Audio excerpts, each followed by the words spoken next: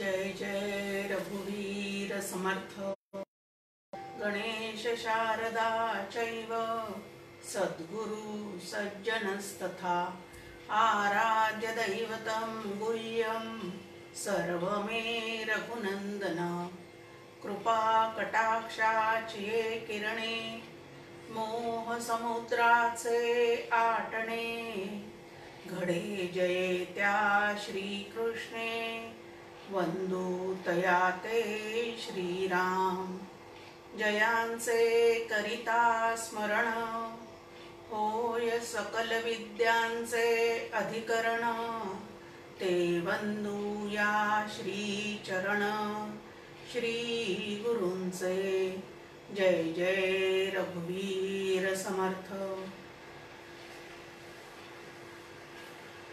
उपासना हे प्रकरण समजून घेण्यासाठी उपस्थित असणाऱ्या सर्व उपासकांना मनपूर्वक अभिवादन करते। गेल्या वेळेस आपण देवाचे प्रकार म्हणजे स्तर पाहण्याचा प्रयत्न करत होतो की वास्तविक पाहता एकमेव अद्वितीय असं ते परब्रह्म तत्व आहे। त्याचे वेगळे वेगळे स्तर किंवा वेगळे वेगळे भाग असे पाडता येत नाहीत, पण तरीही उपासकांना सोयीचं जावं म्हणून काही शास्त्रकारांनी या ठिकाणी त्याचे स्तर मांडलेले आहेत आणि ते पाहण्याचा आपण प्रयत्न करत होतो। पहिलं आपण पाहिलं होतं की ब्रह्म नावाचं एकमेव अद्वितीय असे एक तत्व आहे जे अखंड असणारं असं त्याची असेल असं समर्थांनी त्याचं वर्णन केलेलं आहे। ते ब्रह्म कसं आहे तर निर्गुण निराकार आहे, सद्रूप चिद्रूप आनंदरूप आहे आणि ते सर्व जीवांचं मूळचं स्वरूप आहे। पण असं निर्गुण निराकार असणारं जे तत्व आहे त्याला एकाएकी अवगत करणं समजून घेणं हे सोपं नाही आणि म्हणून त्याची व्यवस्था जी केलेली आहे समजूत घालत घालत आम्हाला पुढे पुढे नेण्याची जी व्यवस्था शास्त्रकारांनी केलेली आहे त्यामध्ये दुसरा स्तर जो ईश्वराचा सांगितलेला आहे तो की या ब्रह्माला एकदा एकाकी न रमते असं त्याला वाटल्यामुळे मनामध्ये संकल्प झाला की बहु हवे आणि हा जो पहिला संकल्प निर्माण झाला त्याला मूळ माया असं म्हणतात आणि त्या मूळ मायेच्या आधाराने ईश्वर नावाचं एक तत्व दुसरं स्तर आपल्या समोर मांडलेलं आहे। माया विशिष्ट साभास चेतन असं या ईश्वराचं वर्णन शास्त्राने आपल्या समोर करून ठेवलेलं आहे। आता संपूर्ण दृश्य जगत जे एका विशिष्ट नियमानी पद्धतीने आपल्याला युगानुयुगे चालताना दिसत आहे तेव्हा त्याच्या मागे कोणीतरी एक बुद्धिमान चेतन असं तत्व असलंच पाहिजे आणि हे तत्व कुठलं आहे तर त्याला ईश्वर असं म्हटलेलं आहे। हा ईश्वर कसा आहे तर षड्गुणेश्वर्य आहे हे आपण पाहिलं।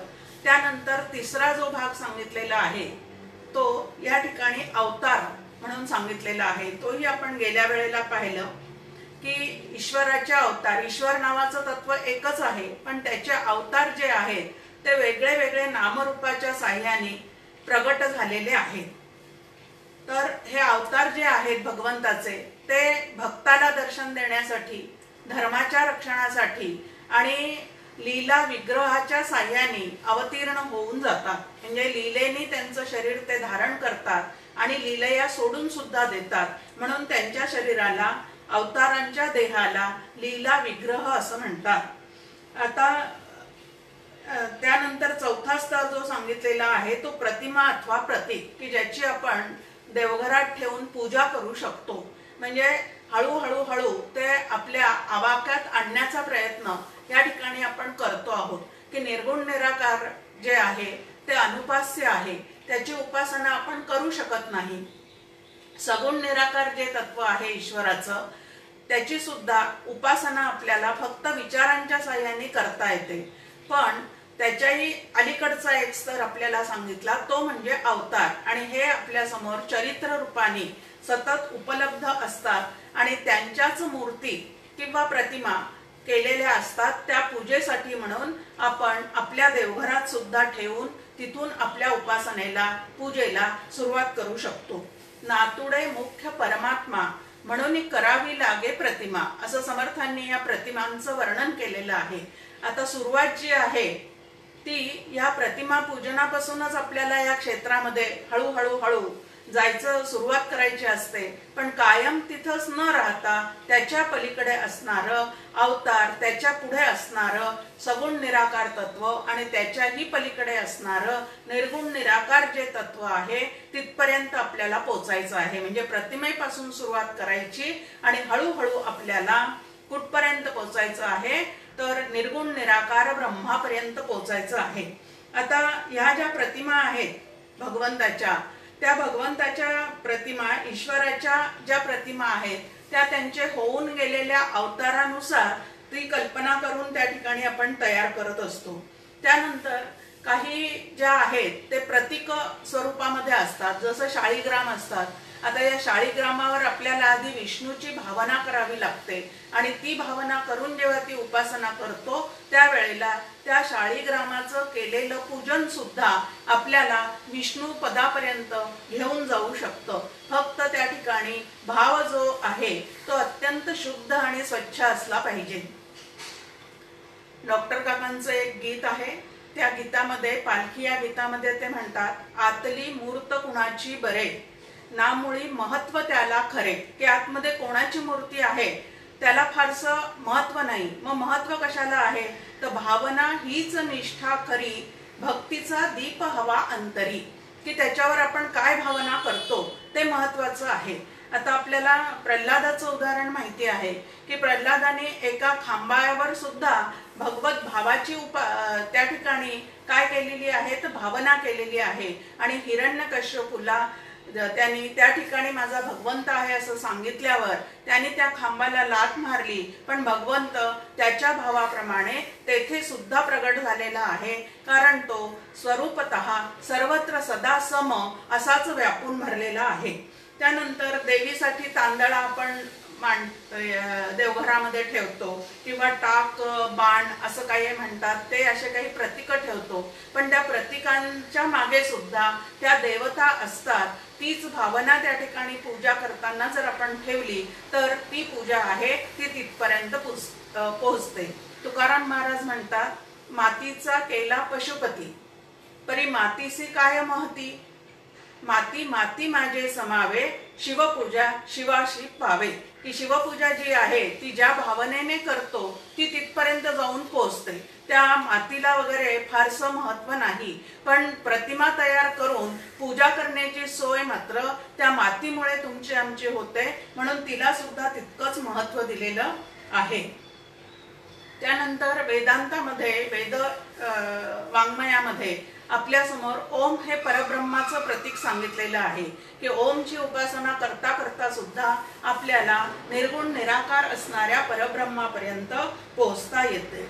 आता ही जी पूजा आहे ती जर आम्ही मनापासून केलेली असेल, हा महत्वाचा भाग आहे। नाहीतर देवघरामध्ये आमच्या जितक्या तीर्थक्षेत्रांना आम्ही जाऊन येतो तिथल्या तीर्थक्षेत्रातले देव गोळा करून आणतो आणि आमच्या देवघरामध्ये मांडतो, आणि मग ती पूजा करत असताना ती परमपूज्य डॉक्टर काका म्हणतात की टिक मार्कची पूजा होते।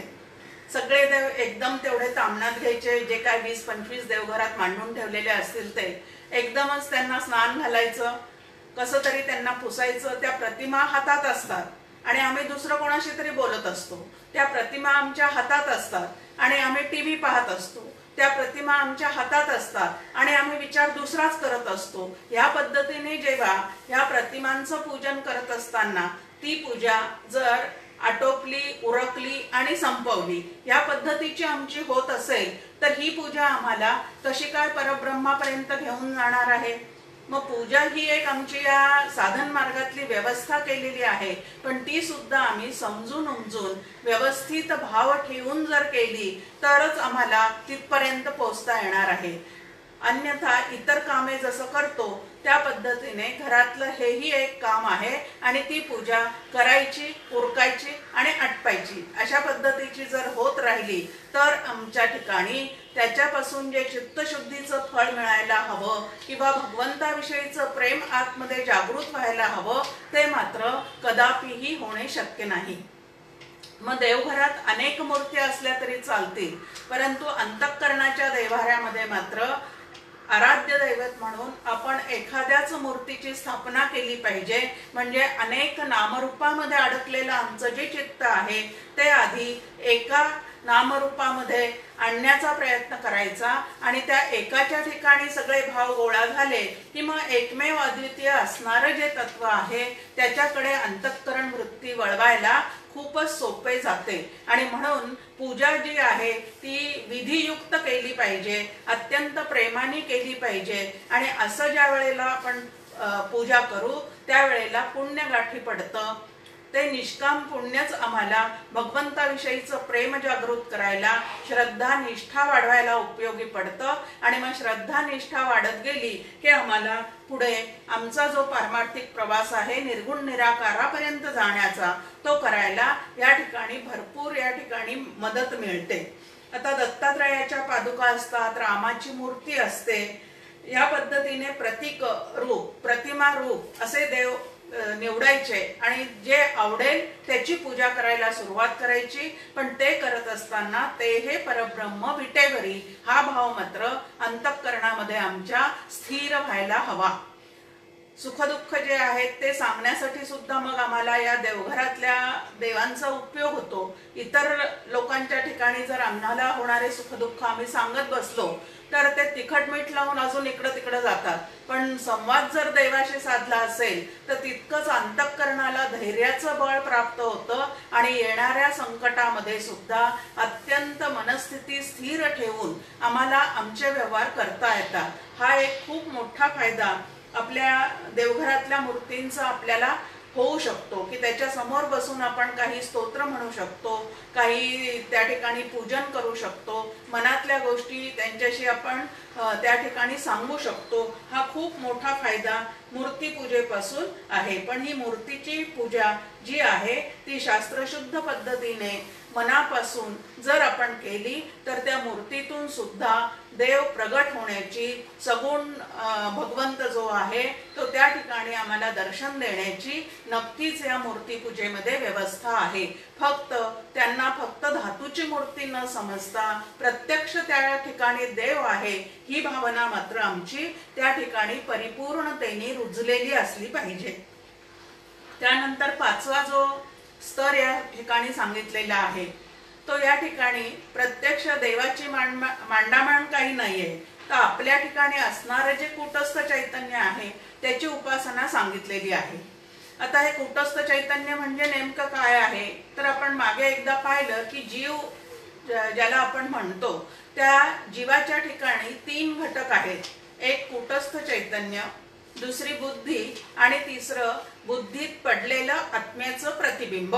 आता हे जे प्रतिबिंब आहे ते प्रतिबिंब आरशात आपलं आपल्याला जे रूप दिसतं तसं प्रतिबिंब नाही, तर कंदिलाच्या काचेमध्ये त्या दिव्याचा प्रकाश जसा फाकून राहतो तसा आपल्या बुद्धीमध्ये चैतन्याचा ज्ञान प्रकाश पूर्णपणे ज्या वेळेला फाकून राहिलेला असतो, प्रकाशित झालेला असतो त्यावेळेला त्याला चिदाभास असं म्हणतात। त्यावेळेला त्याला बुद्धीत पडलेलं आत्म्याचं प्रतिबिंब असं म्हणतात। मग आता या ठिकाणी जे कूटस्थ चैतन्य म्हटलेलं आहे ते कूटस्थ चैतन्य हेच त्या आत्म्याचं स्वरूप आहे। त्याला समर्थांनी आत्माराम असा शब्द या ठिकाणी सुंदर रीतीने योजलेला आहे, म्हणजे आपल्याला अजून जवळचा वाटतो। कूटस्थ चैतन्य म्हटलं की ती शास्त्रीय भाषा येते, पण आत्माराम म्हटलं की ते आपल्याला अजून जवळचं वाटतं। तर शास्त्रीय भाषेमध्ये ज्याला कूटस्थ चैतन्य असं म्हणतात त्यालाच भक्तीच्या भाषेमध्ये सगळे संत आत्माराम असं म्हणतात। आणि या आत्मारामाची उपासना जो बुद्धीचा वापर करून उपासना करण्याचा प्रयत्न करतो त्याच्यासाठी ही उपासना जी आहे ती ज्ञान मार्गातली खूपच या ठिकाणी अत्यंत रमणीय अशी उपासना आहे। बाहेरची मांडामांड या ठिकाणी काही लागत नाही, परंतु आतमध्ये मात्र शास्त्रशुद्ध विचारांची भरपूर मांडामांड संत संगतीत केलेल्या श्रवणाने ह्या उपासनेसाठी करावी लागते। आता या कूटस्थ चैतन्याची म्हणजे आत्मारामाची उपासना कशी करायची असते, त्यासाठी काय काय करावं लागतं, ह्यासाठी समर्थांचा आत्माराम नावाचा जो ग्रंथ आहे तो उत्तम पद्धतीने आम्ही एखाद्या जाणकाराकडनं समजून जर घेतला तर या कूटस्थ चैतन्याची उपासना म्हणजे नेमकं काय करायचं आहे ते आमच्या लक्षात येतं। आता हे कूटस्थ चैतन्य म्हणजे नेमकं काय आहे तर जे आपण सगळ्यात पहिल्यांदा पाहिलं ब्रह्म नावाचं तत्व। आता सर्वव्यापी असणारं हे ब्रह्म नावाचं तत्व ज्या वेळेला एका देहापुरतं जणू काही मर्यादित झाल्यासारखं वाटतं त्यावेळेला त्या देहात व्यापून राहिलेल्या त्या आत्म्याला त्या चैतन्याला आत्मा असं नाव दिलेलं आहे। आणि हा जो आत्माराम आहे की ज्याच्या सत्तेवर ज्या कूटस्थ चैतन्याच्या सत्तेवर ज्या आत्मारामाच्या सत्तेवर आम्हाला आमच्या स्थूल सूक्ष्म या दोन्ही देहांचा कारण देहाचा सुद्धा सतत अनुभव येत राहतो असं जे तत्व आहे त्याला कूटस्थ चैतन्य आत्माराम असं म्हटलेलं आहे। आणि या आत्मारामाची उपासना करायची असेल तर त्यासाठी व्यतिरेकी पद्धतीचा अभ्यास म्हणजे नेमकं काय करायचं आहे ते संत संगतीत बसून समजून घ्यावं लागतं। स्थूल देह म्हणजे मी नाही, सूक्ष्म देह म्हणजे मी नाही, त्याचे घटक म्हणजे मी नाही असं पंचीकरणाच्या अभ्यासाद्वारे समजून घ्यावं लागतं। आणि महावाक्याच्या अभ्यासाने आतमध्ये असणारं जे चैतन्य आहे तेच माझं स्वरूप आहे याही पद्धतीचा अभ्यास त्या ठिकाणी करावा लागतो। असा दोन पद्धतीने अभ्यास करणे याला आत्मारामाची उपासना असं म्हणतात। खूप छान एक तुकाराम महाराजांचा अभंग आपल्या समोर आहे। राम राम राम अवघेची म्हणती कोणी न जाणती आत्माराम, खंत व्यक्त केलेली आहे त्यांनी की त्या आत्मारामाच्या सत्तेवर आम्ही सगळे नामधारक त्या रामाचं नाव घेतो, परंतु ज्याच्या सत्तेवर आम्ही राम नाम घेतो त्या नामीला मात्र आम्ही शेवटपर्यंत ओळखत नाही अशी खंत त्यांनी त्या ठिकाणी व्यक्त केलेली आहे। पुत्र हा दाशरथी जो राम आहे तो तुकाराम महाराज म्हणतात तो आता एका युगात होऊन गेलेला आहे, पण आत्माराम जो आहे तो युगानुयुगाचा आहे। आणि या आत्मारामाची जर ओळख करून घ्यायची असेल तर श्री गुरूंशिवाय पर्याय नाही। त्यांनी दिलेल्या साधनेच्या माध्यमातून त्यांचे आमच्या पाठीशी असलेल्या आशीर्वादामुळे त्यांच्या कृपेमुळे या आत्मारामाची ओळख होऊ शकते। म्हणून आतला जो आत्माराम आहे तो जाणणे याला कूटस्थ चैतन्याची उपासना असं म्हटलेलं आहे। आणि त्यासाठी अखंड आमची अंतःकरण वृत्ती जी आहे ती चैतन्याचा शोध घेणारी असली पाहिजे। आणि ती उपासना त्याला अत्यंत मूलभूत अशी आहे। आणि म्हणून अंतःकरणाच्या वृत्ती ज्या आहेत त्या सतत आमच्या विचारशील असल्या पाहिजेत। तेथे माझी हरी वृत्ती राहो असं तुकाराम महाराजांनी मागणं मागितलेलं आहे। आता सहावा जो स्तर सांगितलेला आहे ईश्वर उपासनेसाठीचा तो संतांचा सांगितलेला आहे। आता हे संतांची उपासना, आता संत तर तुम्हाला आम्हाला तुमच्या आमच्या सारखे मानवी देहातच वावरत असताना दिसतात, त्यामुळे संत जोपर्यंत देहात आहेत तोपर्यंत त्यांना भगवंत मानून त्यांची उपासना करणं हे सामान्य जीवाला अत्यंत अवघड जातं।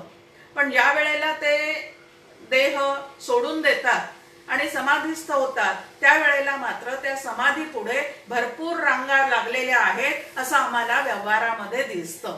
मग आता संतांची उपासना समर्थांनी सुद्धा उपासनेला दृढ चालवावे, भूदेव संतासी सदा नमावे उपासना सांगून ठेवलेली आहे की भूदेव संत, हे संत संत म्हणजे नेमकं काय आहे तर भूतलावरील देव म्हणजे ते संत आहेत। आता संत कोणाला म्हणावं आपण की ज्यांच्या ठिकाणी अखंड ईश्वराचं अनुसंधान आहे, ज्यांच्या ठिकाणी ब्रह्मभाव पूर्णपणे फळाला आलेला आहे, ज्यांचे काम क्रोध इत्यादी विकार जे आहेत ते अत्यंत क्षीण झालेले आहेत, सदैव लोकांची कल्याणाची तळमळ ज्यांच्या चित्ताला लागून राहिलेली आहे आणि करती लाभावीण प्रीती असा ज्यांचा मूळ स्वभाव आहे त्यांना संत असं म्हणतात। सोसी जगाचे आघात या नाव संत अशी पण त्यांची एक या ठिकाणी व्याख्या करून ठेवलेली आहे की जगाकडनं त्यांना खूप त्रास होतो। हा त्रास होण्याचं कारण काय आहे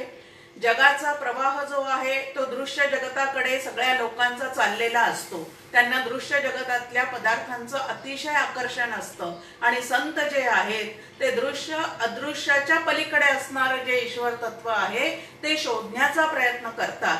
म्हणजे जिकडं लोक प्रवाह वाहतो आहे तिकडं न धावत जाता ते बरोबर त्यांच्या उलट्या पद्धतीने निघालेले असतात आणि म्हणून त्यांना अतिशय या समाजाकडनं त्रास सोसावा लागतो. कारण ते नेमकं काय करत आहे याची समाजाला जी आहे ती लवकर जाण येऊ शकत नाही.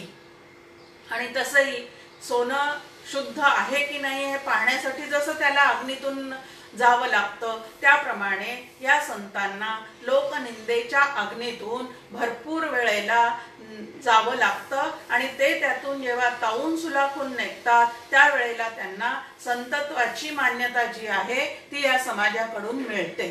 मग असे जे संत आहेत त्यांना समाजाने कितीही जरी त्रास दिलेला असला तरी ते मात्र समाजावर उपकार करण्यासाठी आणि समाजाला त्यांचं हित दाखवण्यासाठी, लोकांना त्यांचं हित दाखवण्यासाठी परत परत लोकांमध्ये मिसळण्याचा प्रयत्न करतात. आणि असे जे संत आहेत त्या संतांची उपासना करावी. म्हणजे त्यांनी जो साधना मार्ग आम्हाला सांगितलेला आहे त्या साधना मार्गातून आम्ही वाटचाल करण्याचा प्रयत्न करावा. स्वबुद्धीच्या गाढवावर बसून परमार्थाचा प्रवास सामान्य लोकांनी करू नये असं आमचे डॉक्टर काका नेहमी सांगतात. आता स्वबुद्धीच्या गाढवावर बसून परमार्थाचा प्रवास का करायचा नाही? तर मानवी बुद्धी जी आहे ती मुळातच स्खलनशील आहे. त्या बुद्धीला 4 प्रकारचे दोष शास्त्राने सांगितलेले आहेत.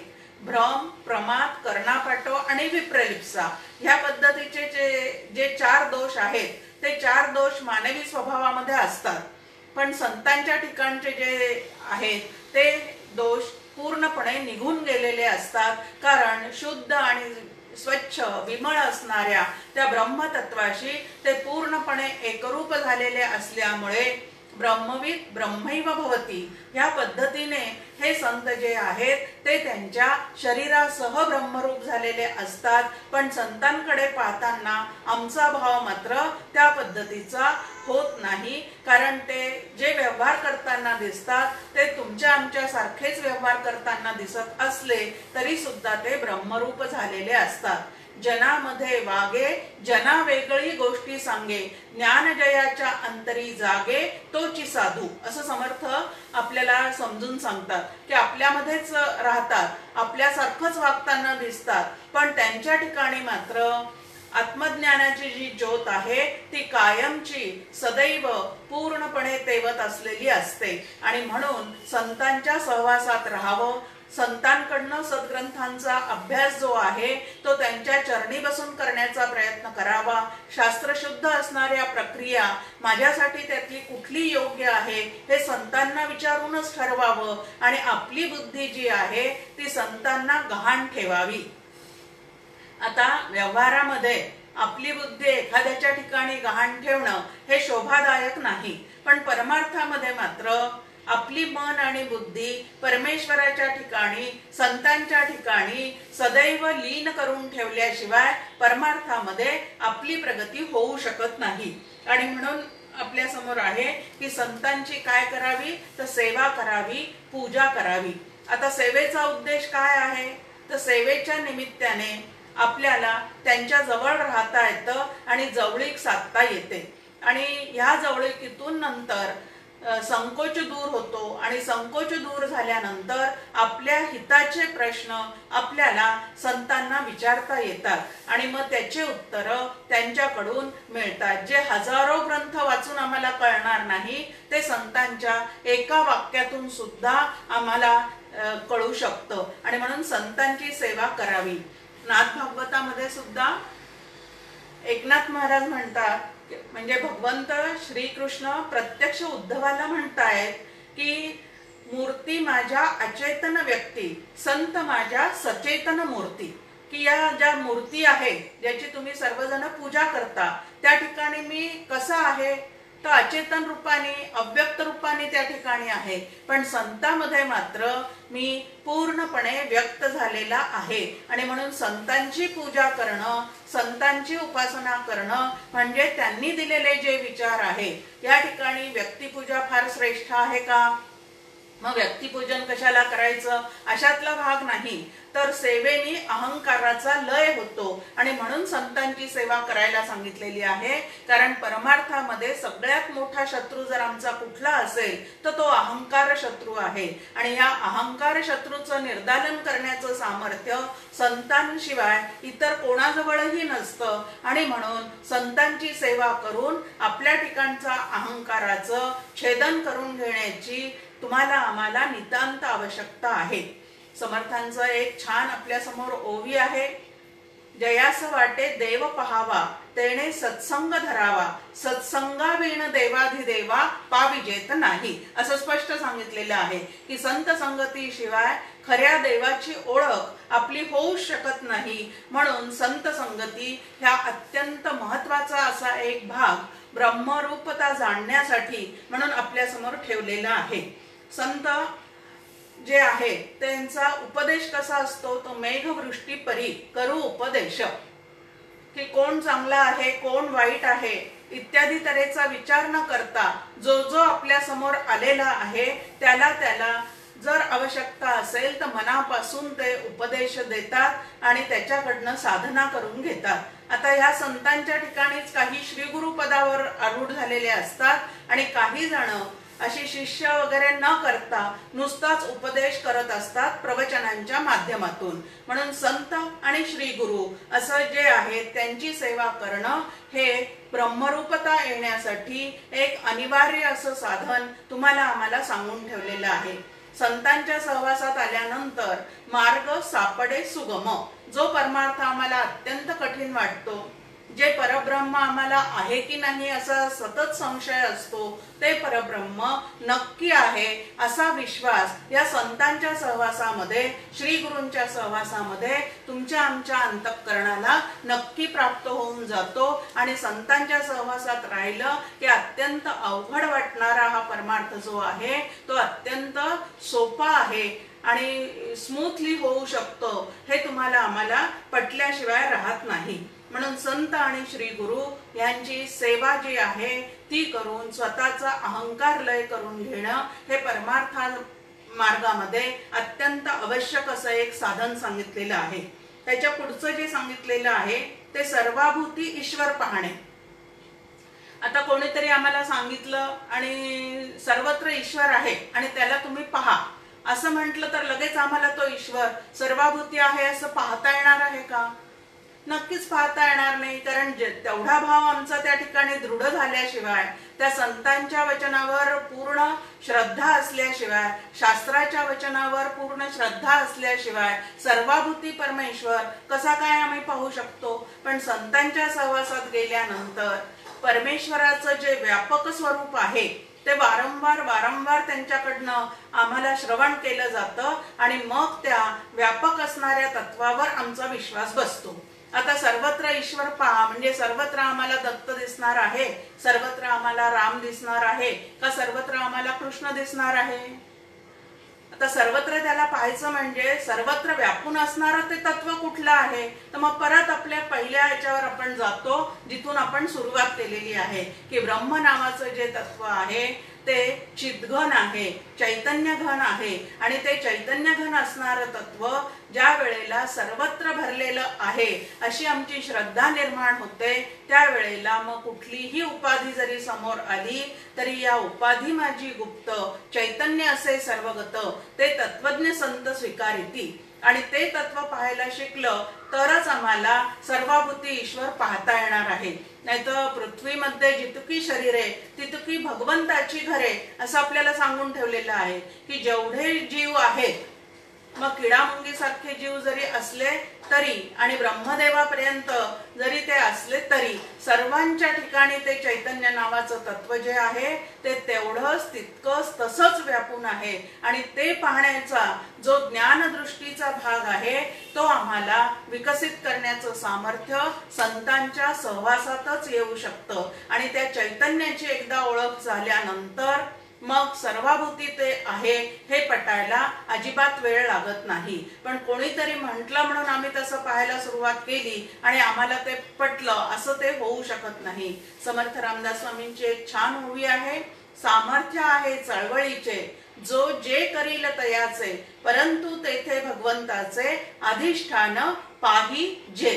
आता पाहिजे हा शब्द एकदम लिहितो त्यावेळेला ते वेगळा अर्थ होतो, पण पाहिजे असं म्हटल्यानंतर की जिथं जिथं आम्हाला हालचाल दिसते, जिथं जिथं आम्हाला काहीतरी क्रिया चाललेली दिसते त्या प्रत्येक क्रियेच्या मागे भगवंताचं सामर्थ्य आहे. आणि ते सामर्थ्य त्याचं अधिष्ठान ते चैतन्य नावाचं तत्व आहे. ते चैतन्य पाहायला शिका असं या ठिकाणी आपल्याला सांगितलेलं आहे की जिथं जिथं ते आम्हाला हालचाल दिसते, कुठं सामर्थ्य दिसतं, कुठं तेज दिसतं, त्या त्या ठिकाणी तो भगवंत प्रगट झालेला असतो आणि म्हणून ते पाहायला आपण शिकलं पाहिजे. आता सर्वाभूती तो आहे हा सिद्धांत आहे, सर्वाभूती त्याला पाहिलं पाहिजे ही साधना आहे.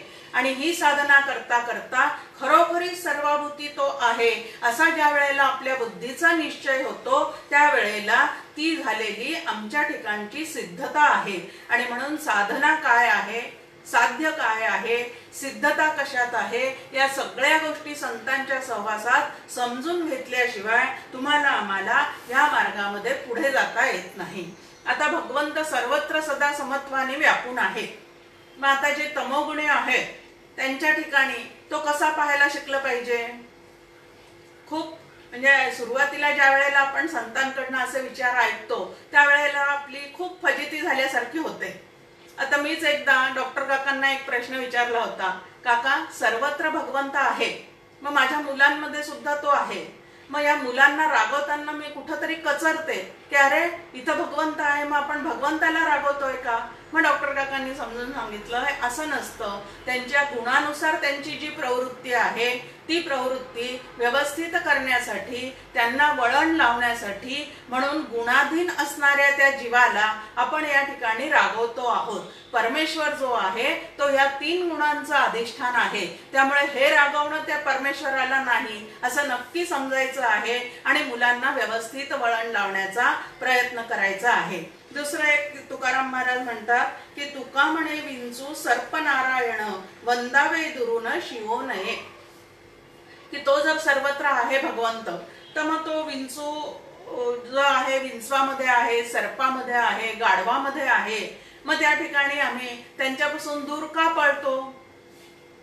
तर व्यावहारिक सत्तेमध्ये यांच्यापासून आम्हाला धोका आहे आणि म्हणून आम्हाला त्यांच्यापासून दूर जावं लागतं. हा व्यवहारातला जो भाग आहे तो व्यावहारिक दृष्ट्या तसाच सांभाळायचा आहे, पण त्यांच्या ठिकाणी सुद्धा ते चैतन्य तत्व आहे म्हणून त्यांना त्या ठिकाणी दुरून नमस्कार करायला अजिबात हरकत नाही. त्यांना शिवायला जाऊ नका पण नमस्कार करायला हरकत नाही असं या ठिकाणी स्पष्ट सांगितलेलं आहे. म्हणजे भोळा भाबडा असा जो भाग आहे तो या ठिकाणी न घेता जाणता भक्त होऊन राहायला आपल्याला या ठिकाणी सांगितलेलं आहे की काय करायचं आहे. तर प्रत्येक ठिकाणी नारायणच भरलेला आहे. काका एक महत्वाचं आपल्याला नेहमी उदाहरण देतात की ज्ञानेश्वर माऊलींना भरला घनदाटा हरी दिसे असा अनुभव होता. मग आता ज्ञानेश्वर महाराज जर जेवायला बसले, जेवायला बसल्यानंतर त्यांच्या ताटामध्ये जर या ठिकाणी ज्वारीची भाकरी वाढलेली असेल तर भाकरी ब्रह्मरूप आहे, ताट ब्रह्मरूप आहे, ज्या तव्यावरती भाकरी केली तो तवा सुद्धा ब्रह्मरूप आहे, तर ते खातील काय. सगळंच ब्रह्म आहे म्हणून तवा किंवा ताट खाणार आहेत का. तसं नव्हे. तर व्यावहारिक सत्तेमध्ये जे जसं करायला पाहिजे तसंच करायचं आहे, पण सर्व ब्रह्मरूप आहे.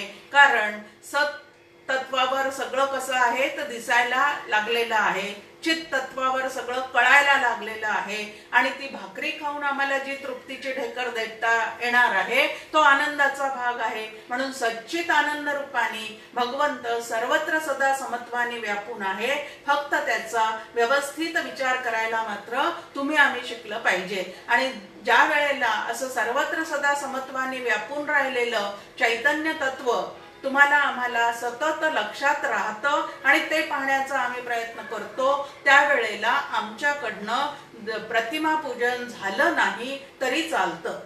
पण इकडं आम्ही ज्ञानमार्गी आहे असं म्हणायचं, पण सर्वत्र भगवंत पाहण्याची व्यवस्था मात्र अजून चित्तामध्ये पूर्णपणे बांधलेली नाही. आणि इकडं ज्ञानमार्गी आहोत म्हणून इकडं सगुणाची पूजा सुद्धा सोडून दिली, देवघरातली पूजा सुद्धा सोडून दिली, तर धड इकडचे ना धड तिकडचे या पद्धतीने मधली आदलीच काहीतरी आमची अर्धवट अशी अवस्था होऊन जाऊ शकते. म्हणून या सगळ्या गोष्टी संत संगतीमध्ये व्यवस्थित अशा समजून घ्यायच्या आहे आणि समजून घेऊन त्या केल्या की त्याचं फळ जे आहे ते वेगळंच आहे. समर्थ आपल्याला सांगतात, समजले आणि वर्तले तेची भाग्य पुरुष झाले, या वेगळे उरले अवघे करंटे.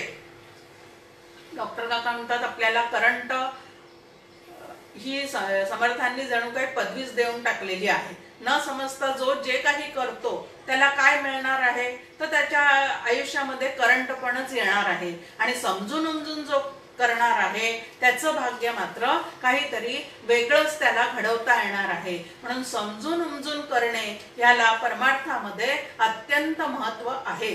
न करता न समजता करणे ह्याच्यापेक्षा समजून उमजून एखादी गोष्ट केली तर त्याचं फळ जे आहे ते वेगळंच तुम्हाला आम्हाला प्राप्त होऊ शकतं.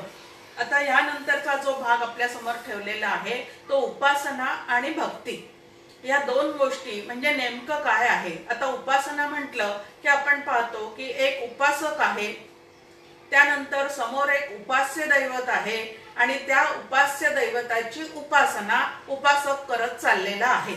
आता उपासना आणि भक्ती यामध्ये फरक कुठला आहे तो उपासना ही साधकाला सुरुवातीच्या काळामध्ये जाणीवपूर्वक करावी लागते आणि ती करता करता ज्या वेळेला त्या उपासनेमध्ये मन रंगून जातं, रमून जातं आणि भगवंताशी ऐक्य पावण्याचा प्रयत्न होत जातो, त्यावेळेला अशी उपासना करता करता ज्या वेळेला त्या उपासकाचा भक्त होऊन जातो आणि भक्त होणे म्हणजे भक्ती निर्माण होणे म्हणजे भगवंताविषयी श्री गुरूंविषयी चित्तामध्ये अत्यंतिक प्रेम निर्माण होणे म्हणजे उपासकाचा भक्त व्हायचा आहे.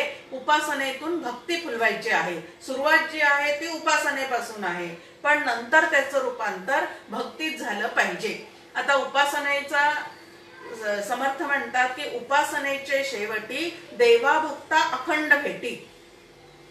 आता सुरुवातीलाच आपण म्हणलं की उपासना करताना त्रिपुटी आहे, एक उपासक आहे, मध्ये उपासना आहे आणि उपास्य दैवत आहे. या त्रिपुटीतून बाजूला होऊन उपासक आणि उपास्य दैवत हे दोन्ही एकच आहेत. इथपर्यंत आपल्याला काय करायचं आहे तर प्रगती पूर्णपणे करून घ्यायची आहे आणि त्यासाठी भगवंताविषयी नितांत प्रेम, श्री गुरूंविषयी नितांत प्रेम अंतःकरणामध्ये निर्माण झालं पाहिजे. आता उपासना शब्दाचा अर्थ आपल्या समोर आहे. उप म्हणजे जवळ बसणे आणि आसन म्हणजे देवाच्या जवळ आसन घालून बसणे. आता देवाच्या जवळ आसन घालून बसणे म्हटल्यानंतर स्थूल शरीराच्या साह्याने आपण किती काळ आपल्या देवघरामध्ये देवासमोर बसू शकतो, सगळे व्यवहार सोडून हे किती काळ बसू शकतो. मग इथं आसन घालून बसणे या शब्दाचा अर्थ आहे की कुठलाही व्यवहार करत असताना मनाचं आसन जे आहे ते भगवंतापासून ढळू द्यायचं नाही. म्हणजे मनाच्या साह्याने अखंड भगवंताजवळ राहण्याचा प्रयत्न करणे याला उपासना असं म्हणतात. आणि ही उपासना कशा पद्धतीची असली पाहिजे तर शंकराचार्यांनी आपल्या समोर त्याची पूर्ण छान व्याख्या करून ठेवलेली आहे. तैल धारावत. आता स्निग्ध पदार्थ जे असतात ते ज्या वेळेला आपण एका भांड्यातून दुसऱ्या भांड्यात ओतण्याचा प्रयत्न करतो त्यावेळेला ते अखंड धारेप्रमाणे पडत असतात. पण दुसरं एखादा पदार्थ जो आहे तो ओतत असताना ते मात्र तुटक तुटक पद्धतीने त्या ठिकाणी पडत असतात. मग उपासना कशी पाहिजे? तर तैल धारावत अखंड प्रत्यवाहेन, जसं तुकाराम महाराजांनी म्हटलेलं आहे, तेथे माझी हरी वृत्ती राहो, की माईक पदार्थांकडे अजिबात लक्ष न जाता अखंड माझ्या अंतःकरणाच्या ज्या 4 वृत्ती आहेत, मनोवृत्ती, बुद्धिवृत्ती, चित्तवृत्ती आणि अहमवृत्ती, या चारीच्या 4 वृत्ती ज्या आहेत त्या तुझ्या सगुण किंवा निर्गुण रूपाकडे सतत वाहत्या ठेव, अशी प्रार्थना कोणाला केलेली आहे? तर विठ्ठलाला केलेली आहे. आणि मग या ठिकाणी माझं मी ठेवील असं म्हटलं तरी साधक काय होतो? तर अहंकाराने ग्रस्त होतो, की आपलं मन आपल्या ताब्यात राहू शकत नाही, आपलं अंतःकरण आपल्या ताब्यात राहू शकत नाही, कारण ते अत्यंत चपळ आहे. हे लक्षात घेऊन कोणाला प्रार्थना करायची आहे? तर ज्यांनी ते आम्हाला दिलेलं आहे त्यालाच म्हणायचं आहे की याला आवर घालण्याचं सामर्थ्य आमच्या हातात नाही, तर भगवंता तुझ्या हातात आहे. जसं अर्जुनाच्या घोड्याचे सगळे लगाम श्रीकृष्णाच्या हातात होते, तसं आमच्या 4 वृत्तीचे जे लगाम आहेत ते आपण आपल्या श्रीगुरूंच्या हाती किंवा परमेश्वराच्या हाती देण्याचा प्रयत्न करावा. आता ईश्वर नावाचं जे तत्व आहे ते अखंड असणारं असं आहे, असा भाव आमच्या मनामध्ये निर्माण व्हायला हवा. नाहीतर जोपर्यंत अनुकूलता आमच्या ठिकाणी आहे, आम्हाला पाहिजे ती फळं आम्हाला मिळत चाललेली आहेत, तोपर्यंत ईश्वर आहे. आणि थोडी प्रतिकूलता जर जीवनामध्ये निर्माण झाली तर तो आहे की नाही? एक 4-5 वर्ष उपासना केली ना आम्हाला जर त्याचं फळ नाही मिळालं तर तो आहे की नाही असं वाटायला सुरुवात होते. पण किमान 12 वर्षे एक गोष्ट ज्या वेळेला आम्ही सातत्याने करतो त्यावेळेला त्याला तप असं म्हणतात. मग किमान 12 वर्ष एखादी गोष्ट आम्ही करून पाहावी आणि त्यानंतरही जर त्याचं फळ आम्हाला प्राप्त झालं नाही तर मग मात्र संतांना, श्री गुरूंना किंवा ईश्वराला विचारावं की असं का होतंय म्हणून. पण ईश्वर निर्णय जो आहे तो चित्तामध्ये कशा पद्धतीने आम्ही बाळगला पाहिजे त्याला ज्ञानेश्वर माऊली एक छान आपल्या समोर ओवी ठेवतात. सटवीचे राती न विसंबीजे वाती, तैसा ईश्वर निर्णयो चित्ती वाहणे सदा.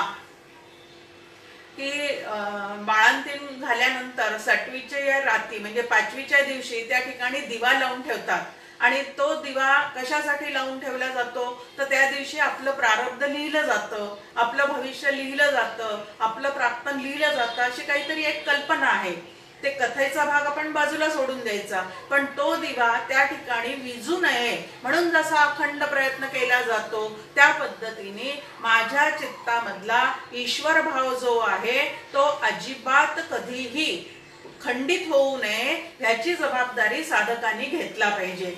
अंतरीचा ज्ञान दिवा मालवू नको रे. कितीतरी जीवनामध्ये घटना येत जातील, पण त्या घटनेसोबत तो ईश्वर भाव आमचा कमी जास्ती व्हावं का? जसं शेअर्सचं मार्केट जे आहे ते भाव त्याचे जे आहेत ते कमी जास्ती होत राहतात, तसं तुमच्या आमच्या चित्तातला ईश्वर भाव जो आहे तो कमी जास्त होत राहिला तर आम्हाला परब्रह्मापर्यंत कधीही पोहोचता येणार नाही. म्हणून ईश्वर भाव चित्तामध्ये कसा पाहिजे?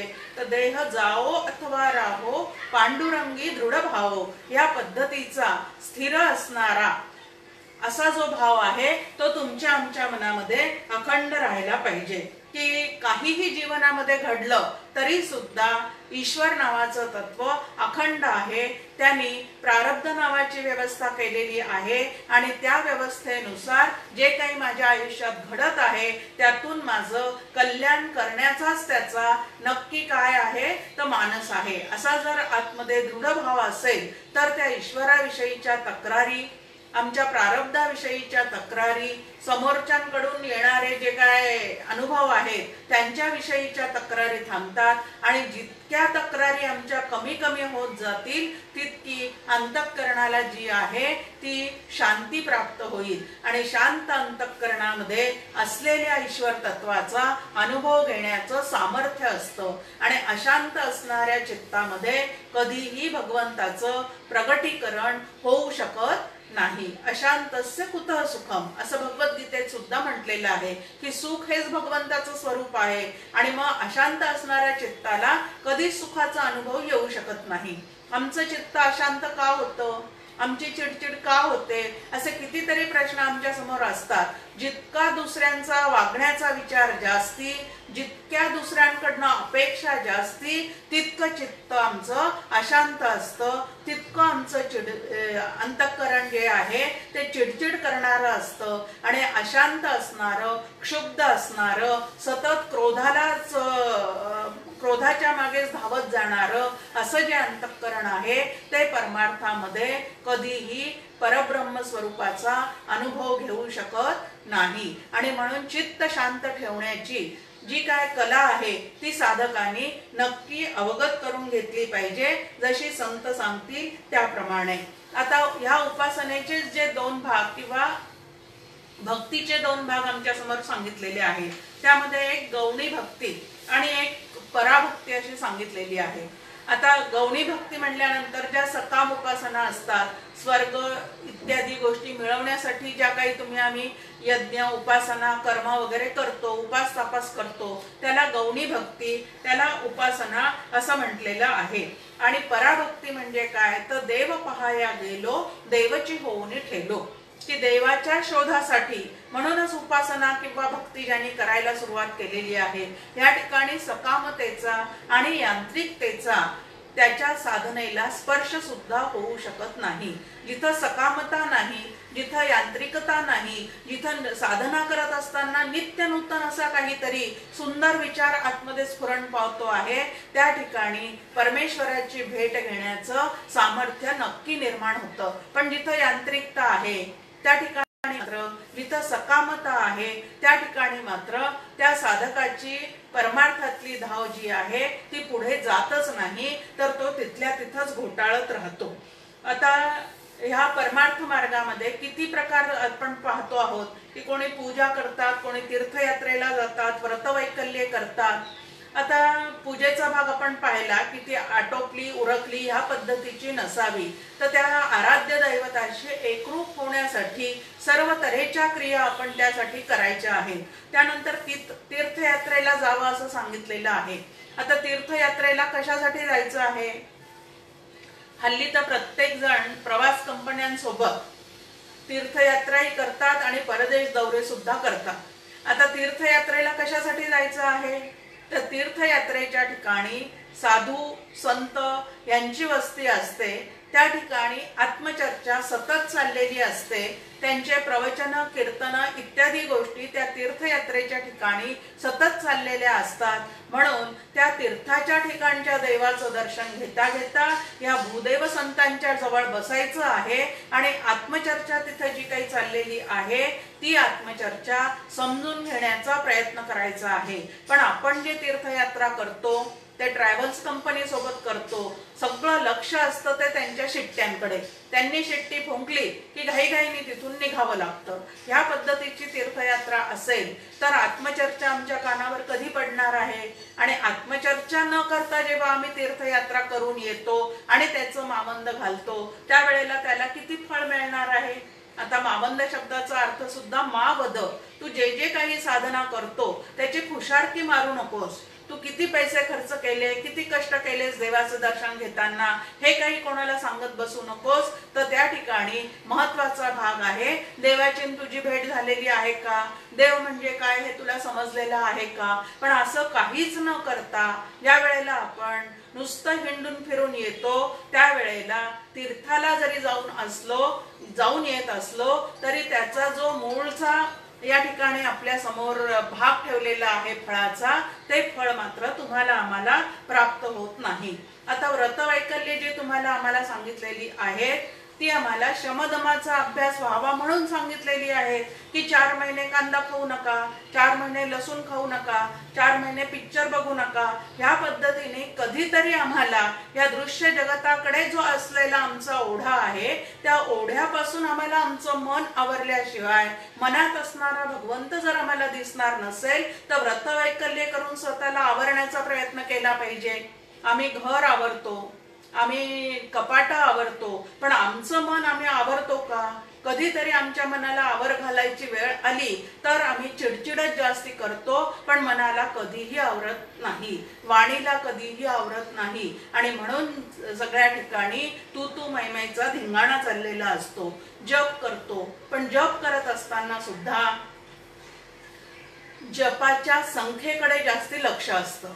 आता जप करत करत आम्हाला त्या जपामध्ये जी आराध्य दैवता अनुस्यूत आहे तिला भेटण्यासाठी आम्हाला जप करायचा आहे. पण तसं न करता किती माळा झाल्या, किती वह्या भरल्या, त्या कुठं पाठवायच्या आहेत ह्याच्यावरच ज्या वेळेला लक्ष केंद्रित असतं त्यावेळेला त्या जपाचा सुद्धा आम्हाला फारसा तसा उपयोग होत नाही. आता कळत न कळत जे काही परमार्थामध्ये आम्ही करतो ते वाया न वजे असं सांगितलेलं आहे की त्या ठिकाणी वाया काहीच जात नाही. पण वाया जात नसलं तरी सुद्धा त्याचं फळ तरी प्राप्त होतंय का, तर तसंही होताना दिसत नाही. म्हणून अशा ज्या काही गडबडी होतात आमच्याकडनं त्या न होऊ देता की जप आम्ही कशासाठी करतो आहे तर दृश्य जगतापासून एक तर नामस्मरण करताना चित्त सहजच आवरलं जावं असं त्यामध्ये आपल्या समोर व्यवस्था केलेली आहे. पण दृश्य जगाकडून आवरलं जाण्यापेक्षा माळ हातात घेऊन आम्ही ज्या वेळेला टीव्ही पाहतो ना आम्ही म्हणतो आमचं नामस्मरण चाललेलं आहे,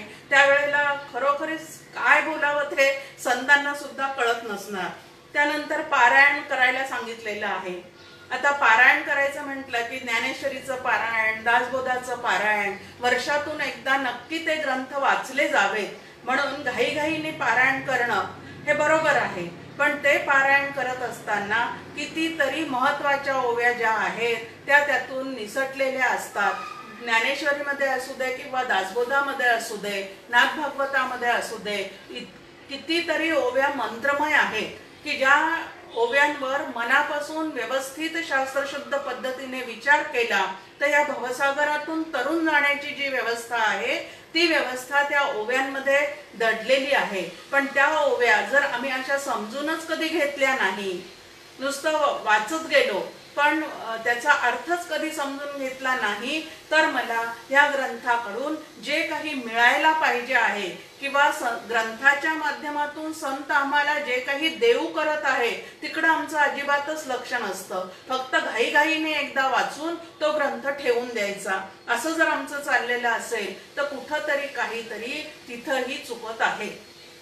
आता संतांचे ग्रंथ म्हटल्यानंतर, संतांचे शब्द म्हटल्यानंतर, त्यांचे विचार म्हटल्यानंतर त्याला त्यांचा सहजच त्या ठिकाणी आशीर्वाद त्या ठिकाणी दिलेला असतो की जे कोणी ह्या ओव्या डोळ्याखालून घालतील, जे कोणी ह्या ओव्या वाचतील त्यांना पुण्य नावाची गोष्ट जी आहे ती तिथं प्राप्त होणारच आहे. पण समजून उमजून जर आम्ही ते केलेलं असेल तर त्याचं फळ वेगळंच आहे असं आपण एका ओवीत आत्ताच पाहिलेलं आहे. आणि म्हणून ग्रंथ एकतरी ओवी अनुभवावी असं आपल्या समोर नामदेव महाराज म्हणतात की ज्ञानेश्वरीचा ग्रंथ पूर्ण तर वाचाच, पण त्यातली एक तरी ओवी जी आहे ती आमच्या अनुभवाचा विषय व्हायला पाहिजे.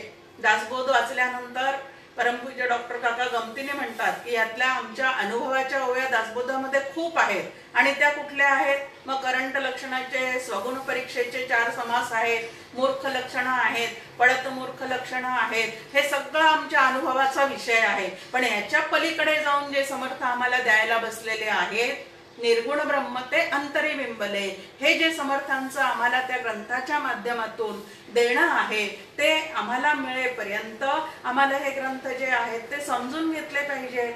आणि ग्रंथ सुद्धा म्हणजे संतांनी लिहिलेले ग्रंथ सुद्धा हयात असणाऱ्या एखाद्या संतांकडनं शास्त्रशुद्ध पद्धतीने समजून घेतल्याशिवाय साधना म्हणजे काय, त्या ग्रंथात कुठल्या प्रक्रिया आम्हाला साधनेसाठी सांगितलेल्या आहेत ते समजणं शक्य नाही. आणि म्हणून ग्रंथ जो आहे तो सुद्धा आम्ही समजून घेतलाच पाहिजे. मग आता ह्या पद्धतीने पूजा, तीर्थयात्रा, व्रतवैकल्ये, हे जे पारायण, जप या सगळ्या गोष्टी आम्ही करतो जरी आहोत तरी त्या कशा केल्या पाहिजे ते जर आम्ही संतांकडनं समजून घेतलं तर त्याचं फळ जे आहे ते वेगळंच मिळतं. आणि मग भक्ती योगाच्या माध्यमातून, कर्मयोगाच्या माध्यमातून, ज्ञानयोगाच्या माध्यमातून, योग शब्दाचा अर्थ आहे जोडले जाणे, जुळून येणे, आणि तसं या सगळ्या साधनेच्या माध्यमातून आमचं व्हायला पाहिजे. मग तसं होतंय की नाही हे तपासण्यासाठी आतमध्ये आता स्थूल शरीर आमचं जे आहे ना ते इतर डॉक्टर लोक तपासू शकतात, पण आमचं सूक्ष्म शरीर म्हणजे अंतःकरणामध्ये काय काय गोंधळ चाललेला आहे ते तपासण्यासाठी मात्र आम्ही स्वतः त्या ठिकाणी जागरूक राहायला पाहिजे. आणि अशी जागरूकता जोपर्यंत साधनेमध्ये आम्हाला येत नाही तोपर्यंत जे योग जुळवून आणायचे आहेत ते मात्र आम्हाला जुळवून येता येणार नाही. आता या सगळ्या साधना पद्धती करता करता बुद्धीतले कुयोग कमी कमी होत गेले पाहिजे, म्हणजेच भगवंताशी योग जुळवण्यासाठी जो सुयोग प्राप्त करून घ्यायचा आहे तो सुयोग आम्हाला प्राप्त होत जाईल. समर्थ म्हणतात की हे सगळे साधना आपण करतोय, पण न जाणता कोटीवरी साधने केली परोपरी तरी मोक्षाचा अधिकारी होणार नाही. की कुठलंही साधन तुम्हाला करायचं असेल तर त्याची मुभा आहे. अनेक साधना पद्धती आपल्या समोर ठेवलेल्या आहेत, पण त्या साधना कशा करायच्या आहेत, किती काळ करायच्या आहेत, त्यानंतर त्या गळून केव्हा पडतात आणि त्याचं फळ काय आहे हे सगळं समजून घेतल्याशिवाय जर आम्ही ते करत राहू तर मात्र आम्हाला मोक्ष नावाचं जे फळ आहे या साधनेचं सांगितलेलं ते आम्हाला मिळू शकणार नाही. आणि म्हणून काय करायचं आहे तर जाणून किंवा जाणवणी भक्ती केली दासाची आवडे देवा. मनाच्या श्लोकामध्ये सुद्धा समर्थ आपल्याला म्हणतात जनी जाणता भक्त होऊन राहे. जे काय करायचं आहे ते जाणून करा, आणि जाणून ज्या वेळेला आपण करू त्यावेळेला त्याचं फळ जे आहे ते वेगळंच आहे. आणि न जाणता ज्या वेळेला आपण ते करतो त्यावेळेला तिथं काहीतरी आपलीच फजिती झाल्याशिवाय राहत नाही. त्यानंतर परमार्थामध्ये श्रद्धा नावाची जी गोष्ट आहे ती तुमच्या आमच्या ठिकाणी भरपूर असली पाहिजे. आणि श्रद्धेचे विषय किती आहेत तर श्रद्धेचे विषय आपल्या समोर सांगितलेले आहे की वेदांतावर श्रद्धा पाहिजे, महावाक्यावर श्रद्धा पाहिजे, संतांच्या ग्रंथांवर श्रद्धा पाहिजे, संत वचनावर आणि श्री गुरु वचनावर श्रद्धा पाहिजे. आणि ही श्रद्धा जोपर्यंत विकसित होत नाही, इकडे आम्ही म्हणतो की आम्ही खूप श्रद्धावंत आहोत, श्रद्धावंत आहोत असं म्हणतो खरं, पण श्रद्धा शब्दाचा अर्थ काय आहे? श्रद्धी असं दोन शब्द त्या ठिकाणी सांगतात. धी म्हणजे बुद्धी आणि श्रद्ध म्हणजे सत, सत्याचा बुद्धीत झालेला निश्चय, याला श्रद्धा असं म्हणतात. ही व्याख्या पाहिल्यानंतर आम्हाला खरोखरीच ब्रह्मसत्य आहे हे पटलंय का? जगन्मिथ्यात्व निश्चय झालाय का? मी ब्रह्मरूप आहे असं कुठंतरी अधूनमधून तरी चित्तामध्ये उमटतंय का? हे सगळं तपासून पाहावं. आणि ज्ञानेश्वर महाराज म्हणतात या ठिकाणी की नुसती याची श्रद्धा झोंबो पाहसी परमपदा तरी तैसे हे प्रबुद्धा सोपे नव्हे. की नुसत्या श्रद्धेने मी त्या ब्रह्मपदापर्यंत जाऊन पोहोचेल असं जर तुला वाटत असेल तर तेही तितकं सोपं नाही. मग या श्रद्धेसोबत काय हवं तर भगवंतावर प्रेम हवं, त्यानंतर आपण स्वीकारलेल्या साधनांवर निष्ठा हवी, भगवत तत्वावर ते आहेच कायमचं अस्ति इति उपलब्धव्य असं कठोपनिषदात सांगितलेलं आहे की ब्रह्म नावाचं तत्व दिसत जरी आपल्याला नसलं तरी ते आहेच. या भावनेतून आम्ही ते सोहम साधना केल्याशिवाय आम्ही तिथपर्यंत जाऊन पोहोचू शकणार नाही. म्हणून त्याच्यावर आमची काय असली पाहिजे तर श्रद्धा, निष्ठा, भाव, प्रेम या सगळ्या गोष्टी आतमध्ये विकसित झाल्याशिवाय परमार्थामध्ये आपल्याला प्रगती साधता येणार नाही. आता संतांच्या संगतीत श्रवण केल्यानंतर आपले चित्तामधले जे दोष असतात, पहिला दोष आपल्या चित्तामध्ये आहे की खरंच या वेदांतामध्ये, वेदशास्त्रामध्ये सगळ्या गोष्टी ज्या सांगितलेल्या आहेत त्या ब्रह्म आहे ह्याच्यासाठीच सांगितलेल्या आहेत का कर्म करा म्हणून सांगितलेलं आहे? नक्की या ठिकाणी काय आहे? त्या ब्रह्माविषयीच मनामध्ये संशय असतो. पहिला भाग की ज्या ब्रह्माविषयी वेद आपल्याला सांगतो त्या ब्रह्माविषयी संशय, ते आहे की नाही. त्यानंतर दुसरा संशय, ते मी असणं शक्य आहे का? श्री गुरूंनी जरी तत्वमसीचा उपदेश केलेला असला तरी सुद्धा हा संशयाचा भाग लवकर मनातून निवृत्त होत नाही. आणि पूर्ण संशयातून बाजूला झाल्याशिवाय, निसंशय ज्ञान झाल्याशिवाय परमार्थामध्ये पूर्ण प्रगती सुद्धा होऊ शकत नाही. मग अशी जी काय मधली कोंडी आहे ती कोंडी दूर करण्यासाठी आम्हाला वारंवार संतांकडनं मार्गदर्शन घ्यावं लागतं आणि त्यांच्या प्रवचनांना श्रद्धेने आतमध्ये पूर्णपणे धारण करून ठेवल्याशिवाय हे जे संशय आहेत ते आमचे निवृत्त होत नाहीत. त्यांच्याकडून श्रवण झाल्यानंतर चित्तामध्ये मनन करावं लागतं की ते जे सांगतात ते बरोबर आहे आणि मला जे वाटतं ते चूक आहे. या पद्धतीने स्वतःशी मनन करत करत ते सांगतात ना आम्हाला की कामक्रोधाच्या मागे धावण्यात काही अर्थ नाही, तर मी माझ्या मनाला तसंच समजून सांगितलं पाहिजे की माझं मन जरी सतत पूर्वसंस्कारानुसार कामाकडे सारखं धावत असेल, क्रोध चित्ताला सारखा येत असेल, तरी ज्या अर्थी संत सांगतात की ह्या दोन गोष्टींना आवर घातला पाहिजे, त्या अर्थी मी माझ्या ठिकाणी तसा विचार करून त्याला आवर घालण्याचा प्रयत्न करणे याला साधना असे म्हणतात. आणि ह्या पद्धतीच्या ज्या वेळेला प्रत्यक्ष साधना माझ्या आचरणामध्ये उतरवण्याचा मी प्रयत्न करते, त्यावेळेला या परमार्थ क्षेत्रामध्ये हळूहळू मला पुढे जाता येतं. आता पुढचा भाग जो आहे तो पुढच्या गुरुवारी पाहण्याचा प्रयत्न करू. जय जय रघुवीर समर्थ.